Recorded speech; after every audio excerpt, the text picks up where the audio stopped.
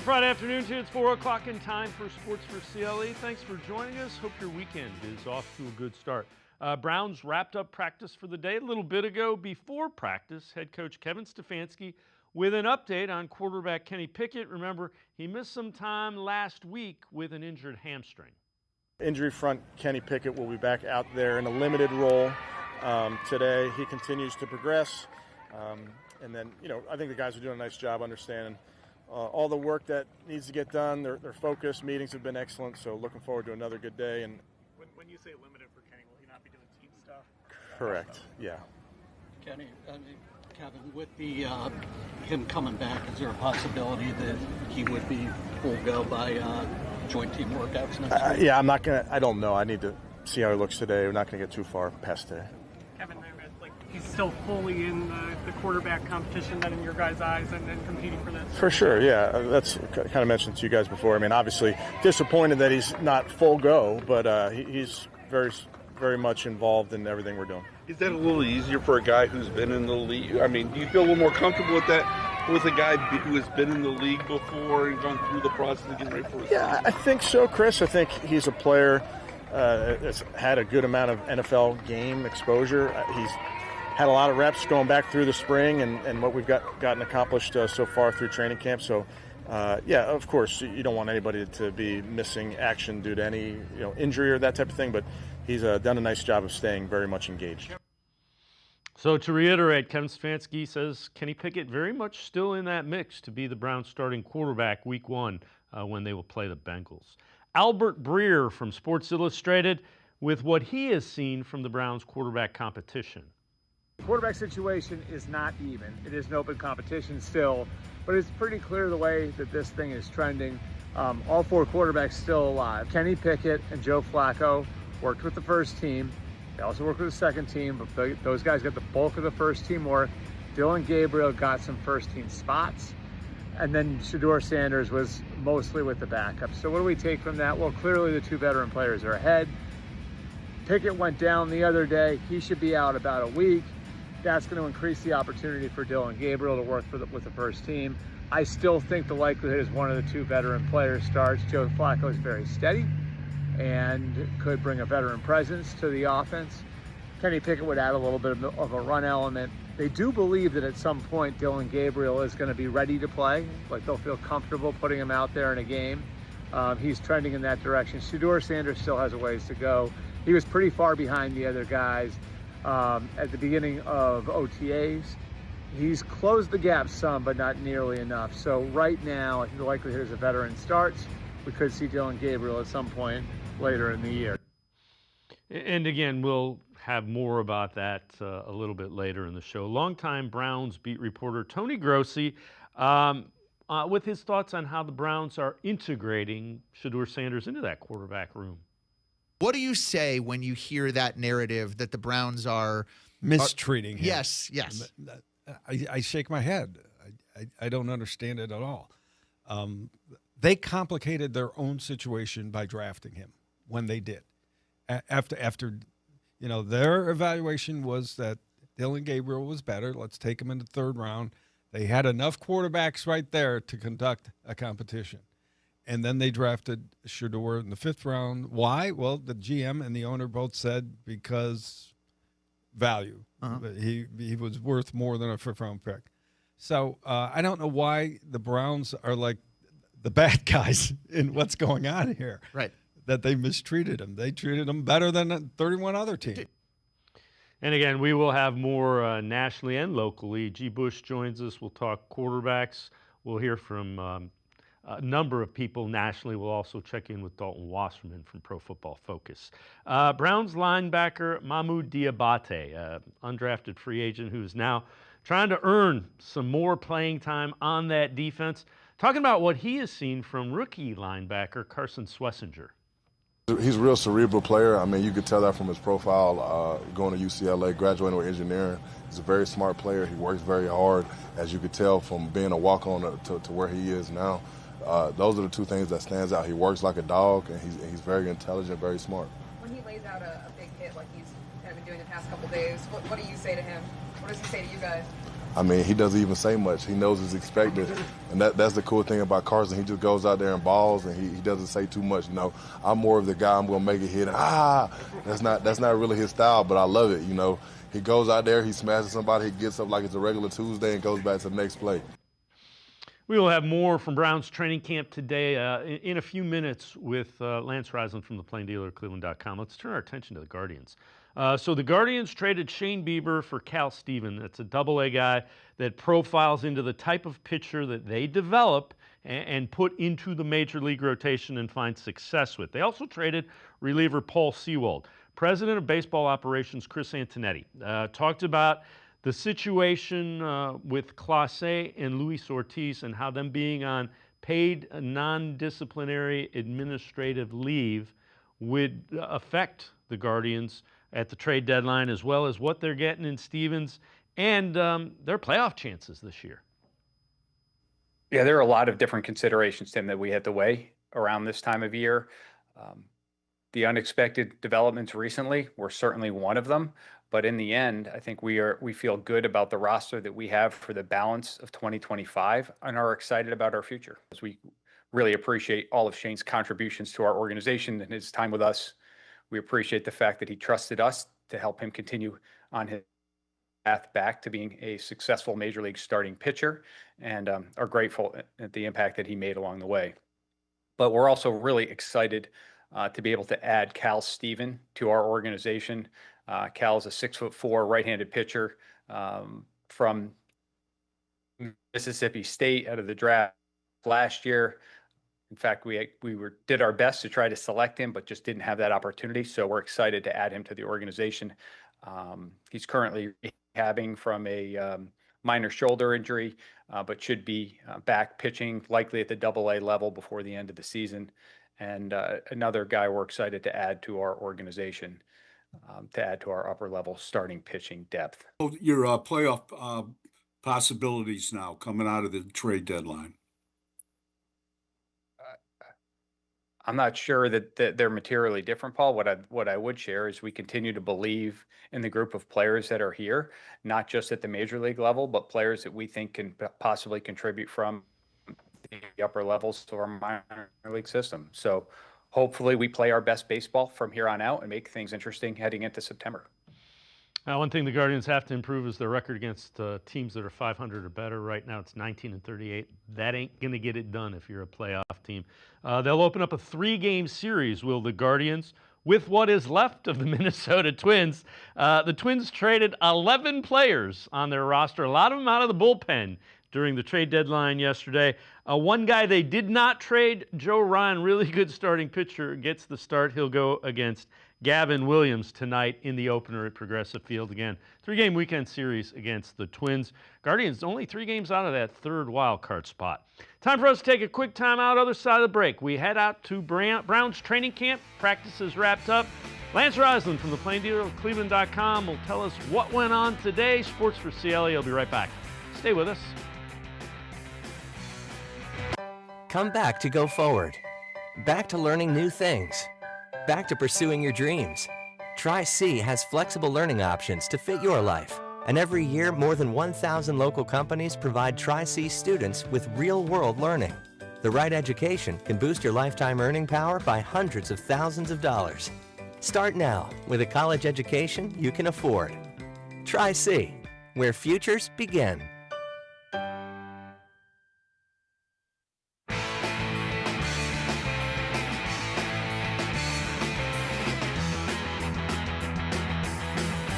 We continue talking Browns on Sports4CLE. Browns wrapped up the practice portion of training camp just a little bit ago, about a half hour ago.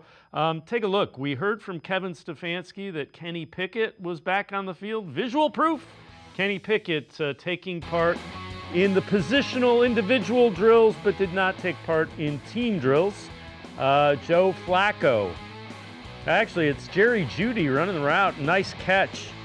Being defended by Denzel Ward. Joe Flacco finds Caden Davis. Dylan Gabriel got into some action as well. Finds another rookie, Harold Fannin. Good defense there. Shedeur Sanders connects with Gage Laverdane. Again, Laverdane continues to have a pretty good camp. Let's welcome in Lance Reisland from the Plain Dealer, cleveland.com. Lance, you were out there, weather a little bit more conducive to breathing and not being overheated. Just some of your observations from today's practice. Well, there's a lot of situational stuff they did coming out of their own end zone where they take a shot, they get a first down. But once again, I think Kevin Stefanski does a great job with situational football. So they started off with a lot of that. They did some 7-on-7, some teamwork. They started to blitz a little bit more today. So you saw some more pressures coming off the edge, some more pressures in A and B gap. I thought the quarterbacks had a pretty solid day. I will say this. I think Joe Flacco is not getting enough credit right now on how well he's playing. He had a really successful day. He makes a couple wild throws every practice, especially in a tight pocket with pressure. You can see that veteran presence. I thought Sanders and Gabriel were pretty good today. Gabriel had a little bit of trouble with his accuracy today. Not off completely, but again, just enough off at this level where balls were a little high, balls were a little bit wide. But I will say this. I thought Sanders had a pretty solid day today, and they put him in empty a little bit today, and I thought that's one of his best sets. It allows him to process information, things he's used to from Colorado, and getting rid of the ball quickly because you have to in empty, and at Colorado he have to because of pressure, but now he does it because of the situation it is. But I thought he did a really nice job at empty. But again, I think Joe Flacco is separating himself right now just because of his experience. You mentioned something with Sanders. Have you kind of seen the progression of what the Browns are doing with Sanders? There's a lot of people that are Shedeur Sanders fans. They wanted him to draft him. They wanted him to draft him at 2 overall. But have you seen kind of the plan where they're integrating him and giving him more and more as this has gone on?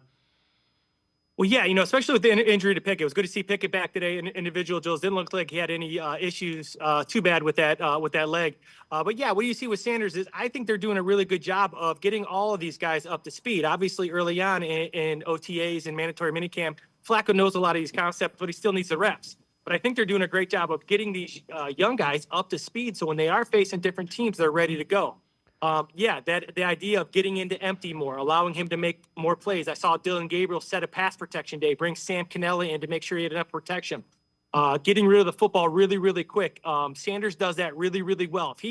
If he can throw the ball under 10 to 15 yards right now, he's extremely accurate. These guys have a learning curve. I've said it all. I said it for 2 weeks now. These guys you gotta let these guys play. They're under way too much criticism and they're getting way too much praise right now. I think Flacco is by far the best guy, but in terms of Sanders, I can see why people like him. I do too. I loved him coming out of Colorado, but I also was high on Dylan. I like both of these guys, and I think they're progressing at a very good rate. Now that they're starting to get these offense. Now they're starting to understand the offense. Now they got to continuously get more and more accurate with where they're going with the football.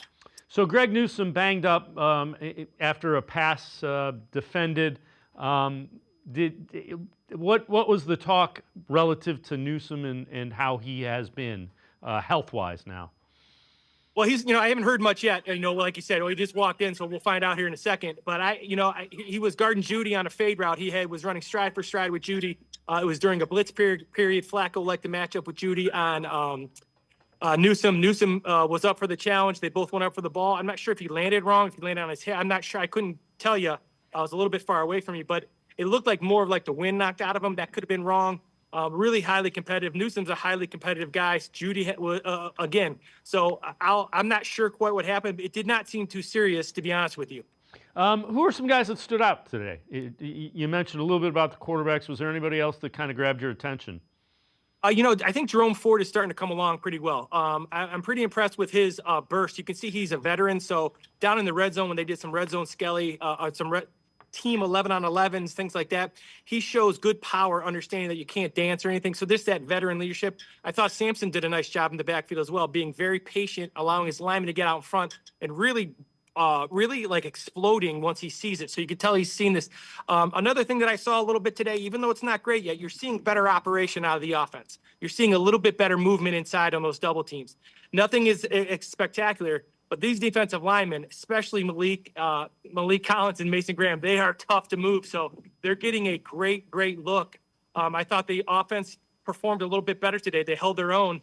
They are running to the edge a little bit better than they are inside. But again, I thought they made progressions with all sides. So a fairly solid day for the quarterbacks and a pretty solid day for the offense. Obviously, the defense is still ahead, but the offense is doing a little bit better each day. So I guess the million-dollar question is, the defensive line has looked really good. Is it a matter of the defensive line is really that good, or is it a matter of the offensive line has more work to do than we really want them to? Well, I would say this. You hear these guys all week. They've been talking about marrying the run with the pass, and I've had a lot of people say, what does that mean? Well, some of these offensive linemen, like you saw Teller get beat the other day by Graham, and you've seen Posick and Bitonio get beat. These guys are not great when they're just straight. The quarterback is a straight drop back passer, and all the team does is throw the ball. These offensive linemen that the Browns have developed here in Cleveland are guys that like to smash you in the face. And when you smash people in the face, that defensive line has to worry about that. That also helps set up your pass protection because they have to stop the run first. So that idea of marrying the run with the pass, that's what that means. So once they get into live situations and they're doing more play action on first down or they're doing things like that, they're going to be just fine. They're going to have to work on their drop back pass protection if Flacco's their quarterback. But again, they can move the launch points and things like that. Going back to what they do, though, will really help them in their pass protection. So those defensive linemen can't get in wide threes and wide fives and just rush off the edge. They got to stop the run first. So you're going to see that continuously improve. But I will say this, I've said it, leading into camp, this defensive line is way better than it was last year. And I thought it was been pretty good. I thought it was pretty decent last year, but Graham, Collins, Shelby Harris, there's some guys inside there. They have a lot of depth there, and they fit this scheme perfect. So it's a combination of both. Line will get better, but that defensive line is legit. All right, before I let you go, joint practices early next week with the Panthers. What do you expect to go on to get the Browns ready for those joint practices next couple of days? I think you're going to have to look at operation, making sure you got the guys you want in terms of who's getting the reps and why. So if there's guys you don't think need the reps early on, you're going to sit those guys out, and you're going to get guys, especially in the receiver room, DB room, some of those defensive linemen, the depth at the defensive linemen. They got to find backup linemen up front on offense. So I think what you want to see is you want to see these guys practice really hard, today, tomorrow, which I thought they did a good job today, but making sure that they got to find depth. And I think that first one is going to be about finding depth because they need depth at certain positions. And then as you get to Philly, those two Philly practices will be key in terms of the ones and who they think the ones are going to be entering week one. So this is a big week of finding depth, in my opinion. I think they'll go at it pretty hard tomorrow, knowing that those guys probably not practice a ton next week leading up to that first preseason game. I lied. I got one more. Do you think the rookie quarterbacks get a lot of work in those joint practices against the Panthers? I think they do. I think they get a ton of work, right? And I think both sides will do that. And I think, when you look at, like, for example, every year you watch preseason games and you're not necessarily focused in on what's happening with when the starters go out. I think that's crucially. This is going to be an awesome year to watch preseason games because the Browns, those will matter, not just for the quarterbacks, but a lot of positions, but especially the quarterbacks. They got to find out if Dylan Gabriel or Shedeur Sanders is that guy that they want to build on. I think all the reps that these young guys get are going to be crucial, especially when they're going against other teams and things aren't scripted. Right now, regardless of how they're playing, things are still scripted and kept under control to a certain point. That all changes next week when you get live action. Lance Reisland, plain dealer, cleveland.com. As always, great stuff. Thanks so much for joining us from Browns training camp out in Breer. Thanks, Lance. As always, thanks for having me. Lance Reisland, make sure you check him out. Always really good and insightful Browns coverage. Joining us from Browns practice facility where the Browns just wrapped up training camp practice. We're going to step aside, take a quick time out. We continue talking Browns. G. Bush from the Ultimate Cleveland Sports Show in the Barbershop. Straight ahead. Stay with us. You got so much to do. It's got you feeling blue. Put a little play in your day. 'Cause it's fun all over the state. So come on. Great games wait for you and me. The Ohio Lottery. Put a little play in your day. Put a little play in your day.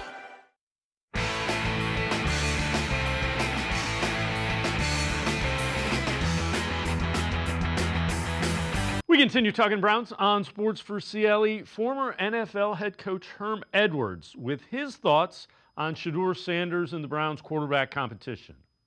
I would give him some first-team looks. There's no doubt about it. And Mike makes the point. When you think about Gabriel, he reminds me a lot of a guy that played there long ago named Brian Sipe. He's a pocket quarterback. He's not going to move a lot. We know Joe Flacco plays from the pocket. Shedeur gives you a dual threat. Not that he's a great runner, but he can move and he can, make plays on the run. I do believe that, he probably shouldn't have been. He should have been drafted a little bit higher than how he fell. So I think as this competition continues to go, and I said it when they drafted him, when I was on a Cleveland radio station, I think he will be the starter. With that, let's welcome in Garrett Bush from the Ultimate Cleveland Sports Show in the Barbershop. G. Bush, the Brian Sipe comp with Dillon Gabriel is interesting. I think Dillon Gabriel has a much stronger arm than Sipe and maybe underrated.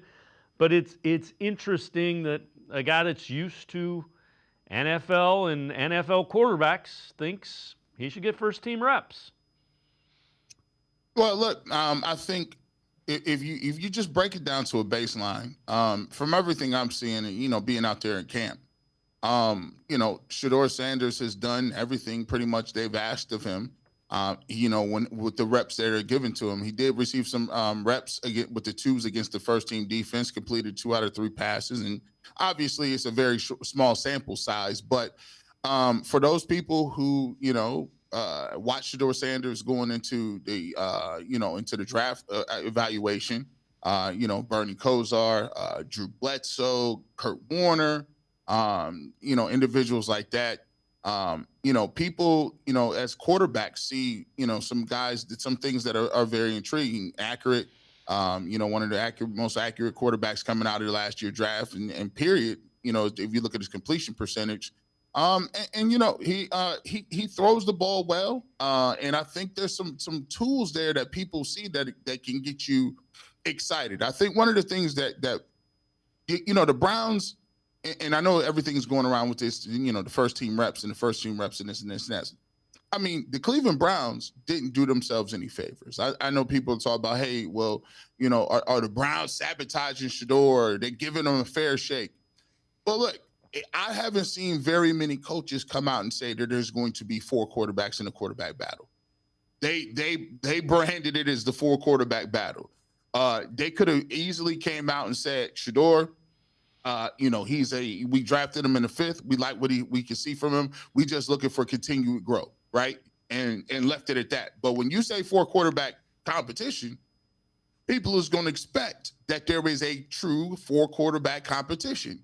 And the last time I checked, if it was a quarterback competitions, you kind of have to see the person with the first unit. You kind of have to see them with the same units that the other 3 quarterbacks are in, to get a fair evaluation or to see what's apples to apples, oranges to oranges when it comes to who's better, who's performing better, and what it is. So I think sometimes yes, people are expecting them to, and people go crazy about the number 1 reps. Well, that's because they branded it as a quarterback competition. They could have put some cold water on it and say, listen, the rookies have a long way to go.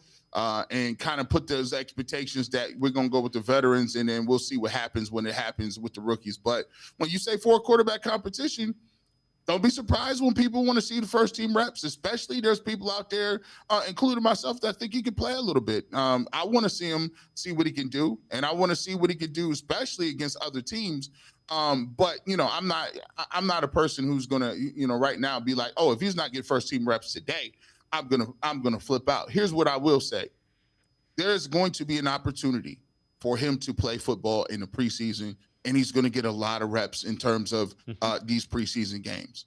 And then, like everything else that I'm married to is, hey, you get your reps and your opportunities, go kill it. Go do what you can do.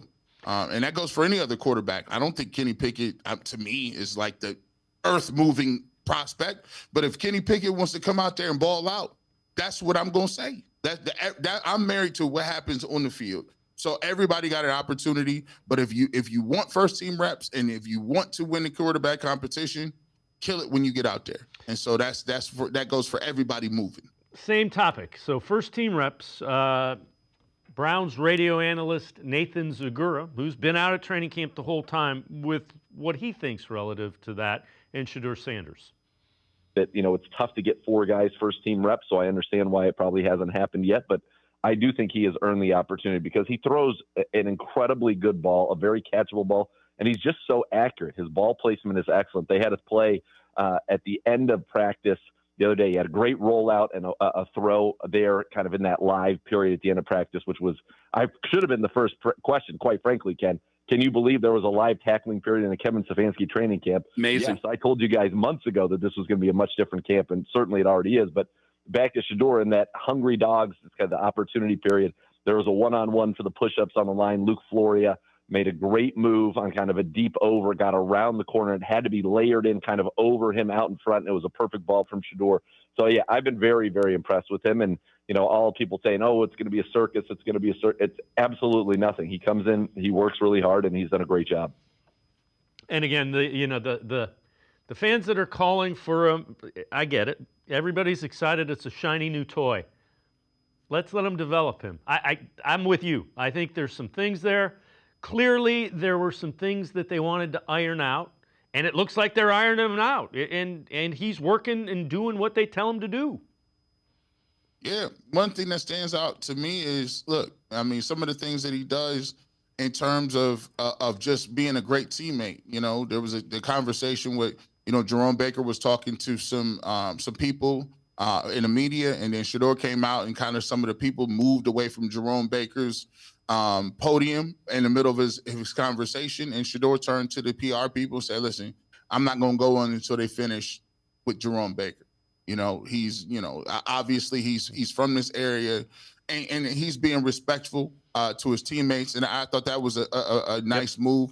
And then given the fact that, listen, he's gone through, his father just, got a diagnosis of cancer. Shedeur has not talked about that. As a matter of fact, Coach Prime didn't, if according to him, didn't even tell Shedeur or Shiloh about it. And that's a crazy, that's, a huge thing. Like, we all have family members, and for that to kind of be under wraps, and then he go through what he went through, and Shedeur continue talking about, let's make this thing on the field a thing. Coach Prime said he wanted to come out and visit him. He said, listen, I'm not getting that many reps right now. I'm going to just concentrate on learning what I need to do and getting it done. And then, with this, I tweeted this out the other day, he's out there 40 minutes before practice, 40 minutes after practice. And for the most part, Tommy Rees and all of his coaches, everybody involved, saying, hey, listen, hey, he's been a good person, a model individual in the locker room. He's very infectious. He's in the community. And then put on top of that the fact that he can throw the ball, and he has been accurate, and he has had some nice splash plays in camp. So, the thing is, and I always try to tell people this, and this is very important to get. When you're talking about football, right, what happens between those white lines matters. That's why I'm a very important proponent of the fact of, when you get your opportunity and your reps, your job is to go out there and deliver and put the onus on them. Put the onus on the coaching staff and the organization to say, man, we can't keep this kid off the field. I'm sorry. Because that's the way football works. And right now it's practice. But you know what's going to resonate? The preseason games is coming. You know what's going to resonate? Is when you do the scrimmages against the Panthers and the Eagles. All those things are going to resonate. And even if your time don't start in the beginning, always tell yourself, I want to prepare myself to make the biggest impact that I can when I get out there. Because my mentality is, when you put me in there, I want to make it hard for you to take me back out. And so all of those things is a building block in steps. And I get it. He has a lot of buzz. I'm excited about him as a prospect. There's a lot of people that follow his life and his career that like him as a prospect and as a person. But it's all in the right timing. Timing is everything in life. And sometimes you could be at a point in time in your life right now where you don't see it being beneficial to you. But if you go back 5 years later, 2 years later, 3 years later, and look back at the time you spent and where you were at, you say, that was vital to what I needed to happen. Go back and look at Baker Mayfield. Yep. You think Baker Mayfield would trade it? Right now, Baker Mayfield in a completely different space. Yep. And you know what? He probably wouldn't be in that space unless he went through what he went through to get to that space. There it is. Albert Breer from Sports Illustrated, his thoughts on the Browns' offensive tackle position. If there's a position where they're going to add over the course of the summer, it'd probably be the tackle spot. Dewan Jones looks functional and serviceable as the left tackle. I don't know if he'll wind up being a great left tackle. He's getting a lot of great work in against Myles Garrett, going up against him basically on every snap. At right tackle, you got veteran Jack Conklin. Both these guys have had injury issues, and the real problem for the Browns is the lack of depth behind those two. Well, in G-Bush, they did address that. You know, Cornelius Lucas has played a lot of NFL football. You've got Tevin Jenkins, who you can slide over there as well. But, you know, anytime you're talking about guys that have missed multiple things, doesn't matter who the quarterback is, offensive line, that is going to be the key to if this offense is okay or is as bad as it was last year. Yeah, you know, the blow of Quinshon Judkins hurts a lot because they were going to give him a lot of carries. I think one thing also, too, the investment in the new offensive line coaches. I go to practice and I'm watching the guys out there. They've really gone back to the drawing boards in terms of really teaching this thing up on the drawing board on being physical, the why, you know, the different formations that they're giving them. You know, when they're up there now, they're giving them 3 to 4 different formations and learning, hey, your blocking assignment is going to change based on whatever or whoever decides to come or show up that in the box. So we might need to double team this guy to a backside guy. Hey, we might need to straight up double team this guy and leave a guy open because the cutback will come. Maybe we need to run zone steps on here. So they're doing a much better job of teaching that. They're out there in practice earlier, doing pre-practice. They're being physical. And the offensive line coach, he's a jerk. And you need this. You need a tough, you know what, as an offensive line coach. 2 guys that you should have that should not have any friends on the coaching staff is your offensive line coach and the strength and conditioning coach. Both of those guys need to be in arguments with defensive line coach, coordinators, all the above. And one thing that they cannot be afraid to do is fire and motivate veterans. I heard them out there on Wyatt Teller. I heard them talking to Ethan Pochich. I heard them calling Dewan Jones. Hey, get over here right now. You know what he's an offensive line coach. And to me, the biggest thing that they did, when you talk about that tackling period, yes, that's a big one. But now it's no longer we're gonna deal with you with kid gloves. We're not gonna do kid gloves on the offensive line. We getting the vet. I said, dang, he talking to Joe Bitonio like that? He do know Joe Bitonio thought about leaving. Don't be too harsh on him, coach. We still want to get him to the season, but that's going to be a big part of it, and I'm all for it because, like you are correct. It don't matter who they got at quarterback. If they was doing the same stuff that they were doing last year, where it was turnstiles and people just jumping in the backfield, offside penalties, false starts, illegal man downfield stuff, the Browns might win 2 games if they want to keep playing like that. So I will say that he is correct. The key to what them doing is the offensive line, how well they can be physical and run, and how well they can protect the quarterback. Yep, and you know what? Kid gloves get put away every Sunday afternoon or Thursday or Monday night when you play as well. So no need to use them in practice because they're not going to be there come game time. G. Bush and I are going to step aside, take a quick time out. Other side of the break, we will continue talking Browns. We'll talk some defense. Sports4CLE, will be right back. Stay with us.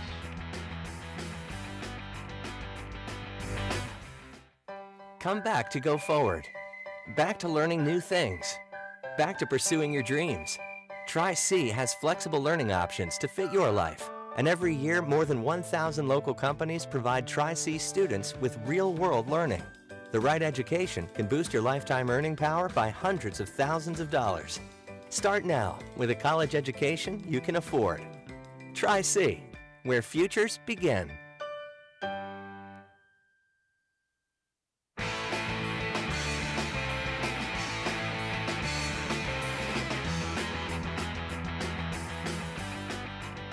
We continue talking Browns with G. Bush from the Ultimate Cleveland Sports Show, as well as the Barber Shop. We've said it on this show. Browns' offensive line has a chance to be elite this year.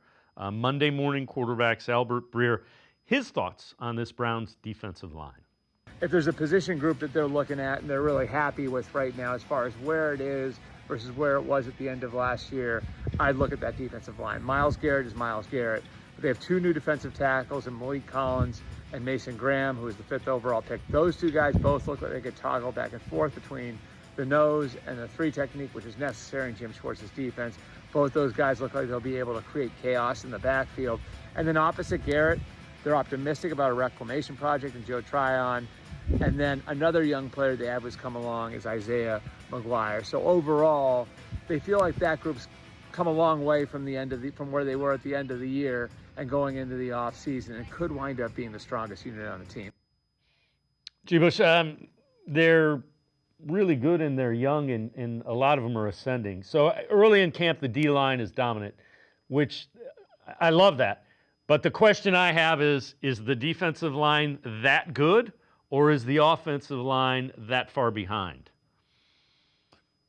Ooh, that's a very good question. Why? Listen, I'm not stumped too often, but I mean, man, can I say a little bit of both? Yeah. I think one of the things that you see, he's right. Malik Collins is out here moving around. We haven't even talked about Mike Hall and him getting back out there and being upfield and doing things. Joe Tryon, I'm very intrigued by. Out of Washington, he was a first-round pick. I thought he played out of position in Tampa Bay.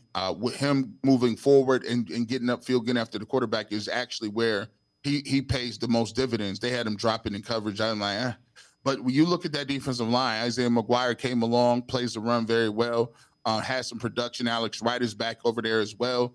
So you look at some of what they can offer. This is the prototypical way Jim Schwartz wants to play. Mason Graham has lost maybe 9 or 10 pounds coming back. I watched him extensively with the defensive line as being one of those guys that are, coming from that expertise area. I had to go see what they're doing. And it's crazy because he said Myles Garrett is Myles Garrett. And it's kind of messed up because I think we're starting to get to the point where we're starting to do Myles Garrett like LeBron, where it's just like, yeah, it's LeBron. He's going to give you 27, 8 and 8. You know what I'm saying? It just is what it is. A couple of steals. He's the LeBron. But you don't really get a chance to really see it until you go back and you look at that situation and you start to see, man, this guy, I mean, he's just not blockable. Like he's going like at 20% and he's just running. Like DeJuan Jones had a nice block on him another day. And it was the first time he had blocked them all camp. And they almost threw a parade for him because it was just like, wow, I can't believe they told him to go, you good, just go back in. You go back in, DeJuan, we'll catch you tomorrow because this was a great rep. But Myles is just that dominant, man. And so when you ask me, how do they look?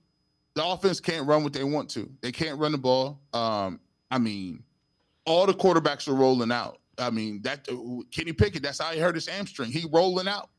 Shedeur, all of them, they have a problem guarding these guys upfield. But here's the thing, too. I think the offensive line doesn't look as bad. I just think that they don't have one of those guys that's a bruiser. Go back and watch when the Browns was elite in 2020 run. I mean, you had elite Nick Chubb.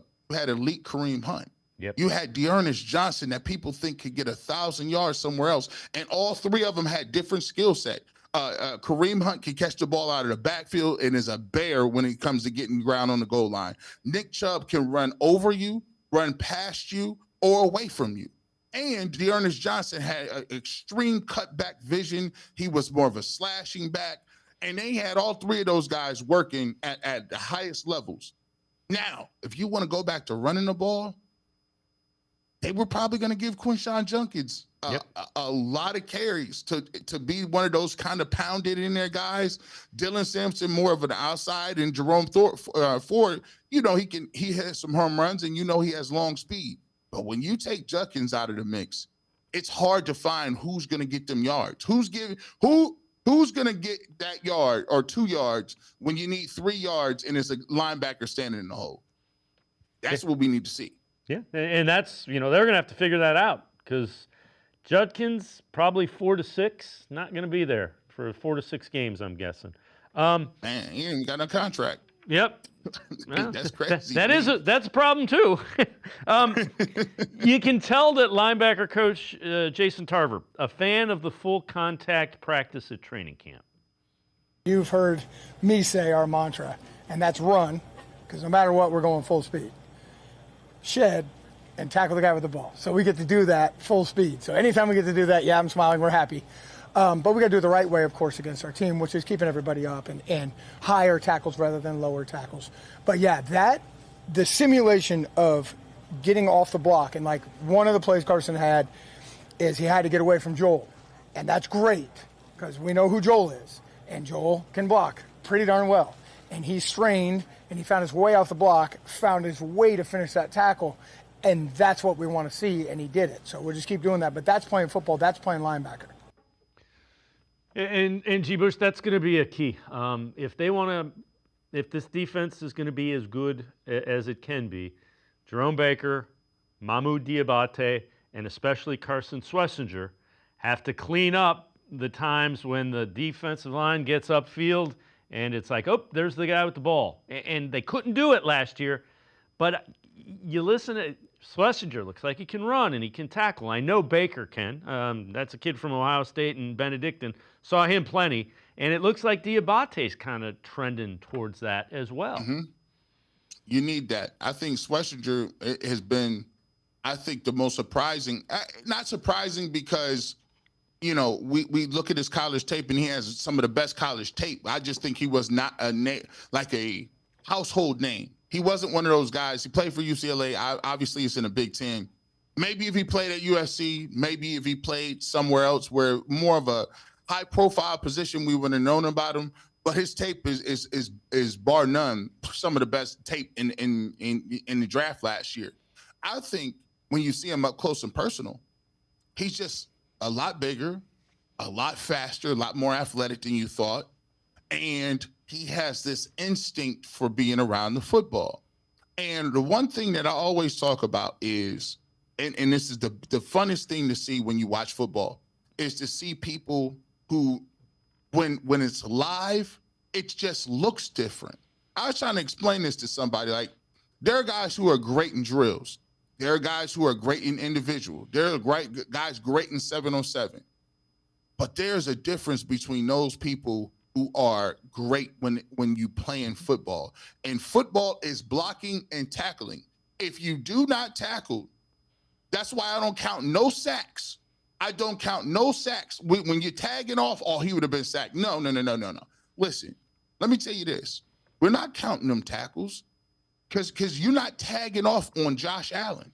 You're not tagging off on Lamar Jackson. Jalen Hurts, Patrick Mahomes. Why do you think these guys make $500 million? Because they're Houdini. They're fast, they're big, they're strong. They make you, they pump fake and make you jump and do. So all that, well, we would have had a sack. No, we're not counting that. And so you can't count that when you're not in practice. So what I want is I want to see you finish those plays in practice. I want to see you get a guy on the ground because it's easier said than done. Talk about I would have been able to tackle. You got Derrick Henry. There's Jamar Chase in this division. I'm just letting y'all know, man. There's ball players. I mean, DK Metcalf is in this division now. So, you know, you got to play at a pace in which guys are acclimating themselves to not only playing at a level where, okay, we're playing against our guys, but guys, no disrespect to our offense.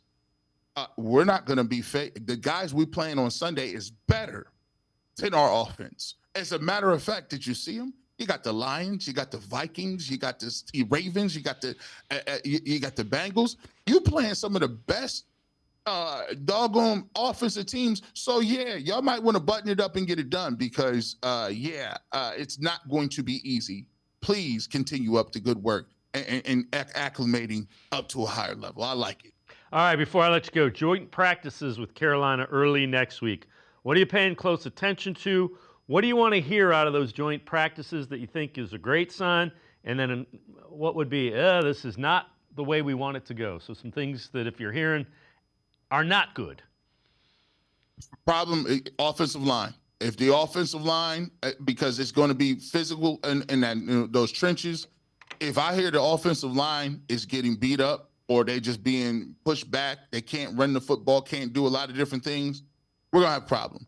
Because that means, that's a telltale sign of, well, if you want to go back to being physical, run the ball, do all those things, and you're not right there yet, you need some work.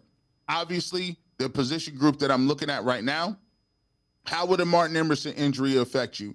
Greg Newsome back on the outside. It's a contract year. He thought he should have been back on the outside. Here's the issue. Who's in the nickel position? Who's figuring that out? Who do you got? Is Cam Mitchell ready to go? Who do you got moving with that? And then finally with the quarterbacks. It's time. If we are building the two veterans, if it's Kenny Pickett, if it's Joe Flacco, those guys should be crisp.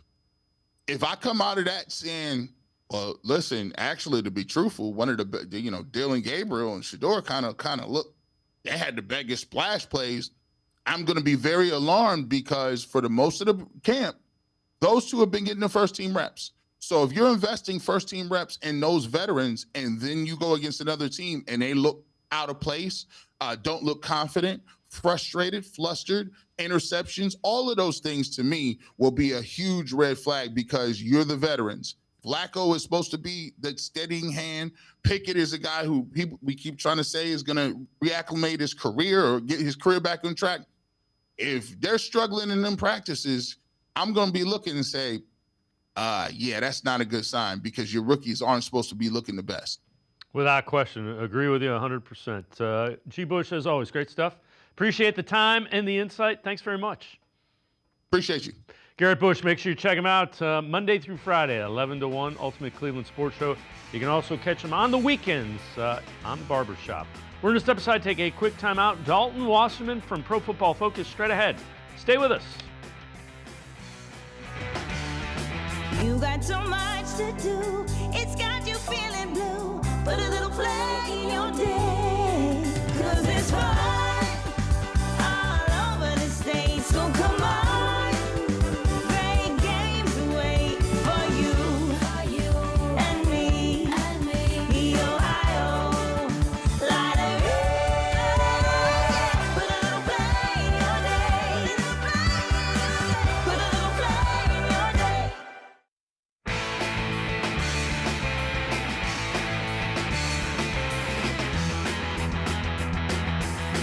We continue talking Browns on Sports4CLE. Former NFL General Manager Mike Tannenbaum with how he thinks Shedeur Sanders could win the Browns' starting quarterback job.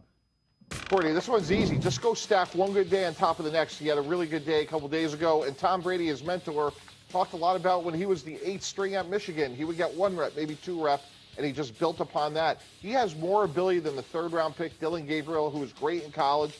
And I just think over time, his ability will rise to the top. Kenny Pickett's already hurt. We know Joe Flacco's more of a journeyman. Let him play, and I think the more he plays, the more he has a real chance of earning the job. With that, let's welcome in Dalton Wasserman from Pro Football Focus, co-host of the College Football Show on PFF. Dalton, it's a tough situation with so many quarterbacks. I would be surprised if Shedeur Sanders won the job. I'm guessing Dylan Gabriel will get a shot. I don't think he'll win the job. I think it'll probably be Joe Flacco, then Gabriel, then potentially Shedeur Sanders. I think that's kind of the pecking order. And I'm leaving out Kenny Pickett.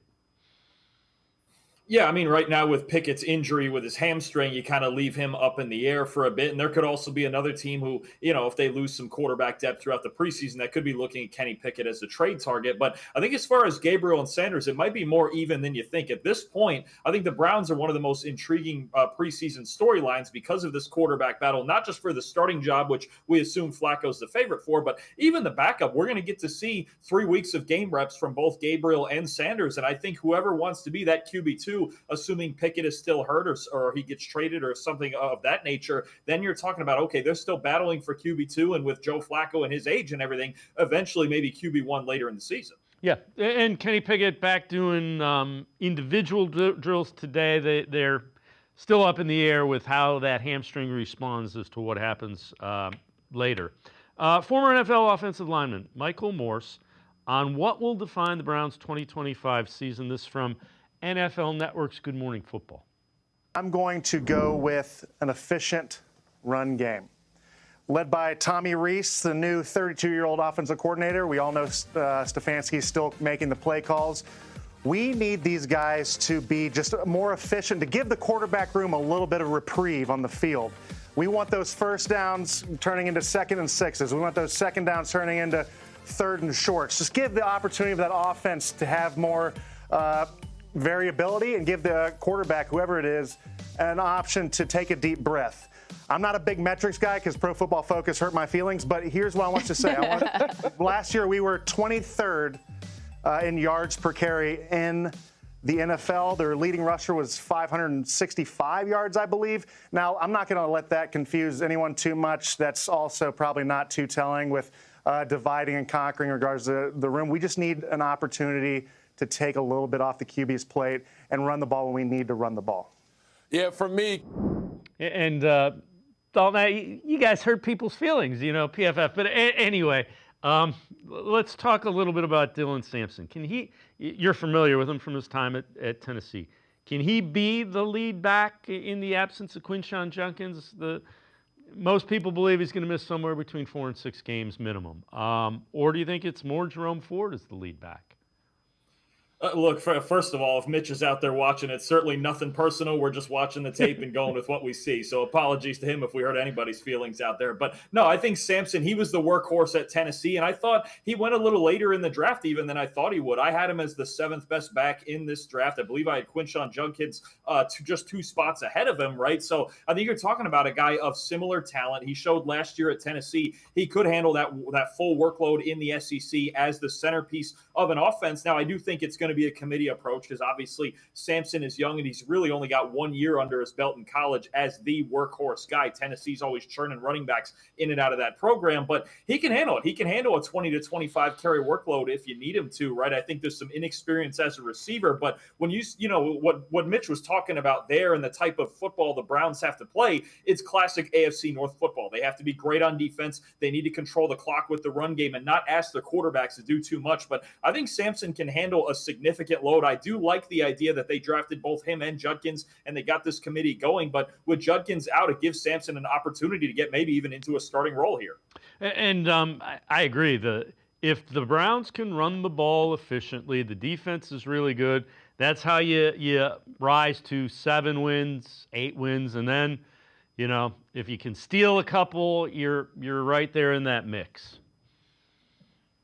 Yeah, absolutely. I mean, that's the idea with, especially when you talk about a team that can rush the passer so well, right? When you have Myles Garrett, when you have Mason Graham, now the top 5 pick on the inside, they have a front 4 that is capable of taking games over. And anytime you're playing a team like that, it is difficult, despite what the record might tell you. When you have a team on one side that's so dominant in the trenches with one of the all-time greats in Myles Garrett, they have a shot to win every week. They just need their offense to not put them in too many bad positions.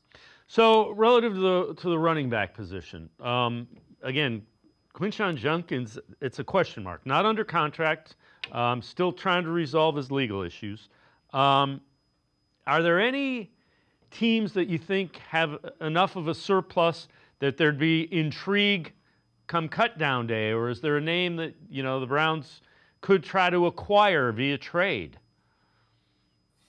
The big name that's been rumored for a couple of months now because the New York Jets haven't given him an extension yet. Breece Hall is the big name. I'm not sure that they will actually trade him or maybe wait till the deadline, but he's probably the most talented option out there. When you talk about teams maybe with a surplus, I look at the New England Patriots. They have a threesome of Ramondre Stevenson, Antonio Gibson, and Travion Henderson. Maybe especially Gibson's a guy that could become expendable there if Henderson shows him some receiving ability. I think about the Giants and the trio they have. Maybe somebody like Devin Singletary frees up. The Denver Broncos run 4 deep at running back. Maybe they sell off on Jaleel McLaughlin or Audric Estime. So there are a few teams that probably are going to be looking to deal some veteran options. And again, the biggest name out of all of them is the Jets and Breece Hall. I'm just not sure that A, the Browns are going to want 1 year of Breece Hall and then have to figure out an extension, or B, that the Jets are going to trade him before the season. But there's several teams with a little bit of a surplus right now heading into preseason. All right, wide receiver is another position where you have a lot of question marks. Browns radio analyst Nathan Zagura on what veteran receiver Deontay Johnson can bring to the Browns.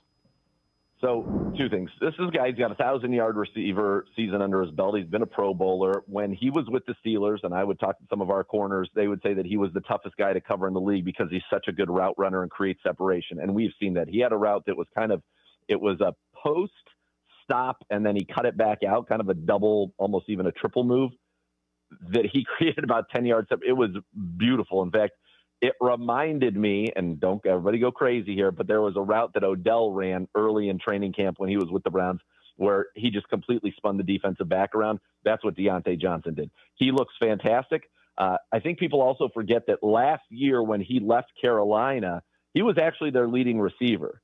So he still can be incredibly productive in this league. Obviously, there are a lot of things that happen. He said last year was last year. He's moving forward. I think that if he is on the right path of the right mindset from a talent standpoint, he's certainly a top 3 receiver on this football team. And the idea of being able to have Deontay Johnson, Jerry Jeudy, and Tillman out there together is very exciting. I do think we're going to play a ton of 12 personnel, but I think Deontay Johnson, would be an excellent number 2 receiver if he continues what he's showing right now in camp. But he's consistently getting open. He's catching everything that's thrown his way. He has looked very, very impressive. And Dalton, all right, 12 personnel in case folks were on. That's 2 tight ends, so you would only have 2 wide receivers. So we'll handle that. But Deontay Johnson, a lot of people forget his issues weren't necessarily on the field. It was he was pissed off because he wasn't getting the football. Exactly. I mean, it's really with him all about the mindset and the football character you talk about when it comes to his flaws, but he's really talented. And I think Nathan put it right there when you talk about a talented separator, especially in the shorter areas of the field. And you talk about the compliment that could bring. Jerry Jeudy was so good in the intermediate parts last year. Cedric Tillman, you think about as a vertical threat. If Johnson can win one-on-one underneath, then you have something that looks like a legitimate receiving core. This guy's talented. He's still nowhere close to 30 years old yet, right? I think you have a guy who just needs to get his mind right, and he could really help this team. I agree that he could be the second best wide receiver on this team as long as he doesn't let all of the distractions and everything mentally get to him. He just has to go out there and play football, and if he's out there proving it in practice, I think you're going to see him possibly as a starter for the Browns this year. And the other thing that jumps out is, as you and Nathan describe him, and Jerry Jeudy, with the quarterback play, and the Browns are hoping for average NFL quarterback play. The bigger separation you get, the more completions, in theory, you should get in this offense.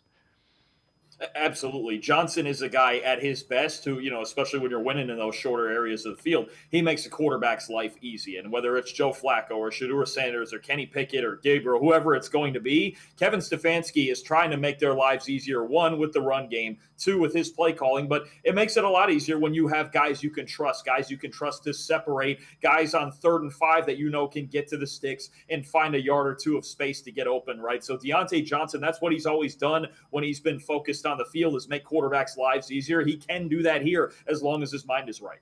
All right, so it's time to go around the league and talk a little bit about the I want my money portion here.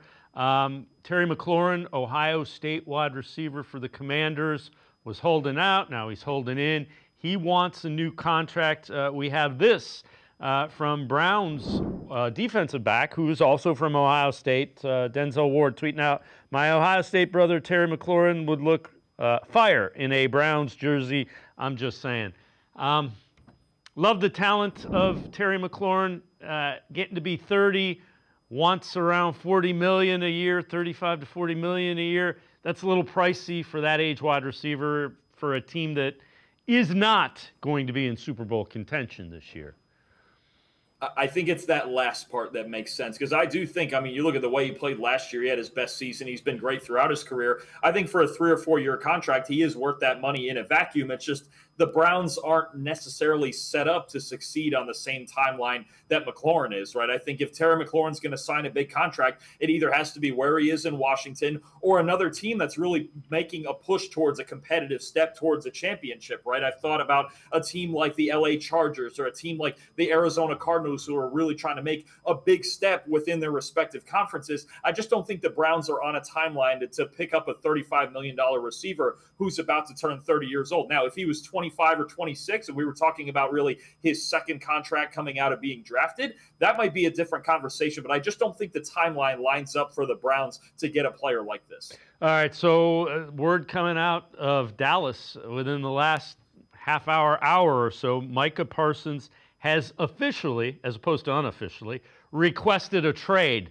And that kind of leads back to that edge room where the market was set by the Browns and Myles Garrett. And Micah Parsons, rightly so, wants his money.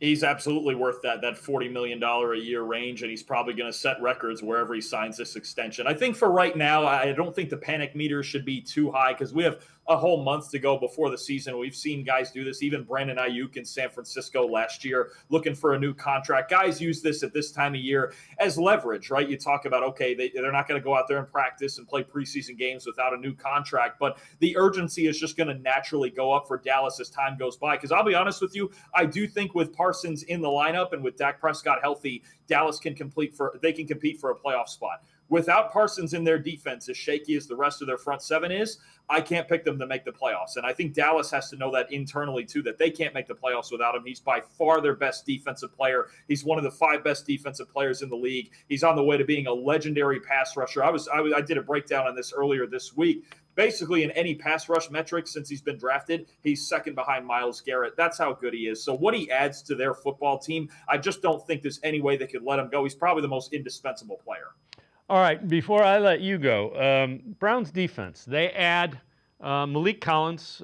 I think he's underrated because they also drafted Mason Graham, 5th overall, and there was the big trade back from 2. They also add Carson Schlesinger. You've got some young guys on the edge. How good do you think this defensive line and the middle of that defense is? Let's say the front 7, because that'll take a linebacking core and the line into account. It can be a really solid unit. Anytime you have Myles Garrett starting it out, you're going to be a good unit. You're going to be a threat. I absolutely love Mason Graham. I thought he was one of the best 4 football players in this last draft. And Malik Collins, with Mason Graham being kind of the two-way threat and especially a great run defender, I would argue the best run defender in the entire draft. Collins, for us, has always put up better pass rush metrics than he has run defense grades. But I think that's a good compliment with Graham next to him. Where I'm the most concerned right now is with the recent Jordan Hicks retirement. That linebacker room just continues to get thinner and thinner and thinner. And, you're going to have Schlesinger out there. Devin Bush had a good year last year, but I was really relying on Jordan Hicks to be that veteran leader there. And now that he's retired, I'm a little more worried about that linebacker unit than I was a few weeks ago. How did Jerome Baker, a local kid, Ohio State, and he's from the Cleveland area, how did he grade out last year, PFF-wise?